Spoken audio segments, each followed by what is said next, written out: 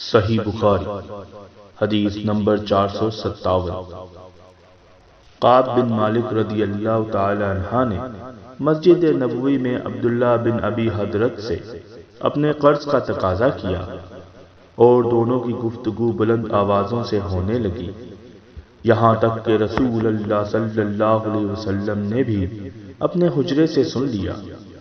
آپ صلی اللہ علیہ وسلم پردہ ہٹا کر باہر تشریف لائے اور پکارا، کعب رضی اللہ تعالی عنہ بولے، جی یا رسول اللہ صلی اللہ علیہ وسلم، حکم فرمائیے، کیا ارشاد ہے؟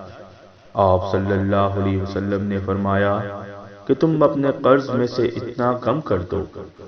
آپ صلی اللہ علیہ وسلم کا اشارہ تھا کہ آدھا کم کر دو۔ انہوں نے کہا، یا رسول اللہ، میں نے بخوشی ایسا کر دیا۔ پھر آپ صلی اللہ علیہ وسلم نے ابن ابی حضرت سے فرمایا، اچھا اب اٹھو اور اس کا قرض ادا کرو جو آدھا معاف کر دیا گیا ہے۔